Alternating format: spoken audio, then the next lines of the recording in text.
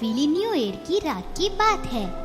लोग अपने coat, gloves और स्कार्फ पहन के आना जाना कर रहे थे। सब लोग जल्दी में थे।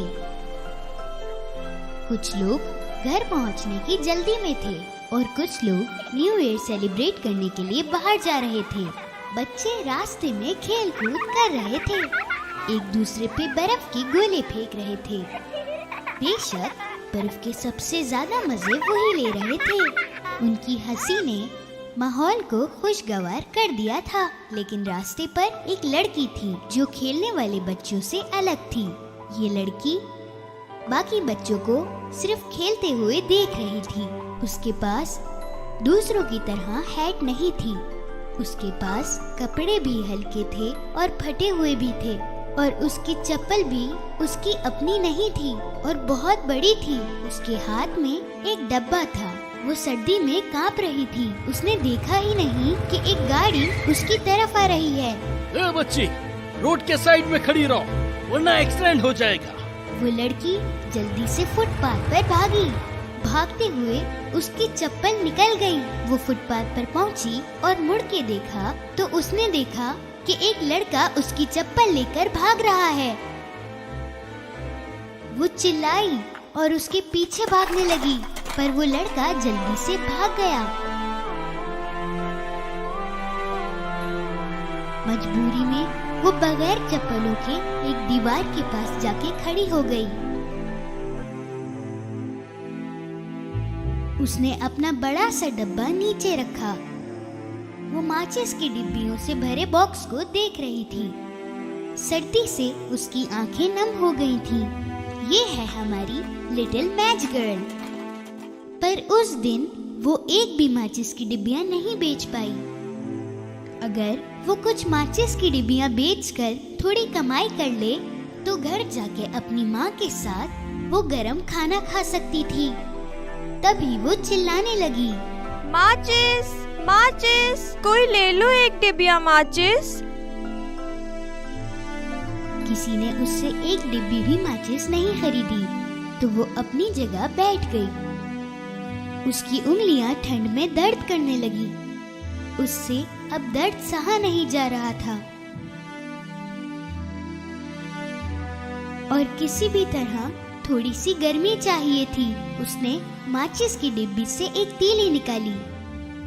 उसकी उंगलियां सुन पड़ गई थी। बड़ी मुश्किल से उसने तीली पकड़ी। अपने कांपते हाथों से उसने माचिस की तीली दीवार से जलाई और आग की रोशनी ने उसे खुश कर दिया। उसने माचिस की तीली को दोनों हाथों में लिया। अब उसकी उंगलियों को आराम मिला। आग को देखते हुए वो ख्वाब में चली गई। उसने अपने आप को एक जलते हुए चूल्हे के सामने देखा। वो एक बड़े से चूल्हे के सामने एक खूबसूरत कमरे में बैठी हुई थी। उसने एक गरम स्वेटर, सॉक्स और सर पे गरम टोपा पहना हुआ था। इतनी गर्मी थी कि उसे पसीने आने लगे। पर अचानक माचिस की तीली बुझ गई। तीली बुझते ही वो ख्वाब से भी बाहर आ गई। उसकी उंगलियां फिर से सर्दी में दुखने लगी तो उसने एक और तीली जलाई। उसी वक्त ठंडी हवा चली। उस लड़की ने दीवार के सहारे आग को बचाने की कोशिश करी और उसने आग को हाथ से छांव भी दी। जब वो उसे देख रही थी, दीवार अचानक से गायब हो गई। वहाँ एक बड़ा सा कमरा नजर आया। एक सफेद कपड़े से ढकी टेबल पर हर तरह का खाना मौजूद था और उस कमरे में दिन की तरह उजाला हो रहा था। वो टेबल तो देखती रही और देखा कि टेबल के बीच में एक बड़ा सा गोश्त का टुकड़ा रखा हुआ है।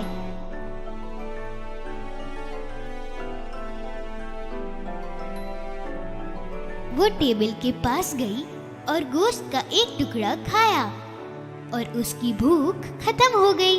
वो एक और टुकड़ा लेना चाहती थी। वो लेने लगी, लेकिन जो माचिस की तीली उसके हाथ में थी वो बहुत जल्दी बुझ गई। उस लड़की का हाथ जल गया। आह! और उसने वो तीली फेंक दी। जैसे ही उसने तीली फेंकी और दीवार फिर से आ गई। लिटिल मैच गर्ल ने एक और तीली जलाई। अब की बार उसे एक बहुत बड़ा ख्वाब दिखा। खूबसूरत सी जगह पे बड़े से चांद के साथ वो एक पेड़ के नीचे सफेद कपड़ों में बैठी थी। रात थी पर ठंड नहीं थी। वो तारों को देख के खुश हो रही थी। उसने कभी इतना साफ आसमान और चमकते हुए तारे नहीं देखे थे। फिर अचानक उसे एक टूटता तारा दिखा। उसने दिल में सोचा, एक और हमारे जैसा उड़ गया आसमान की तरफ। उसकी दादी माँ ऐसा कहा करती थी। बिल्कुल उसी वक्त उसने अपनी दादी को वहाँ पे देखा। जब कोई तारा टूटता है, हमेशा कोई और उसकी जगह ले लेता है। इतना कहते ही उसकी दादी माँ वहाँ से गायब हो गईं और लिटिल मैच गर्ल ने उन्हें आवाज लगाई। दादी माँ रुके, मत जाएं, मैंने आपको बहुत मिस किया।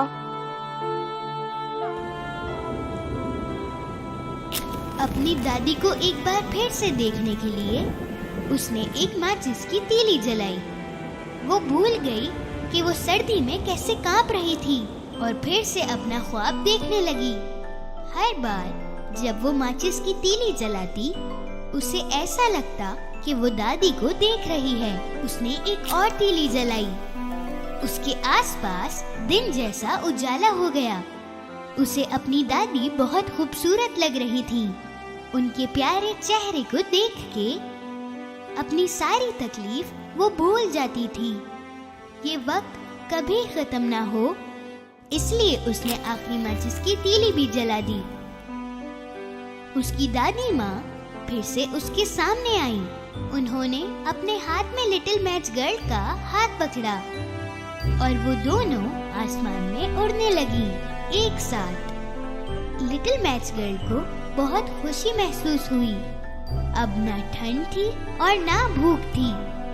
बिल्कुल उसी वक्त एक और तारा टूटा।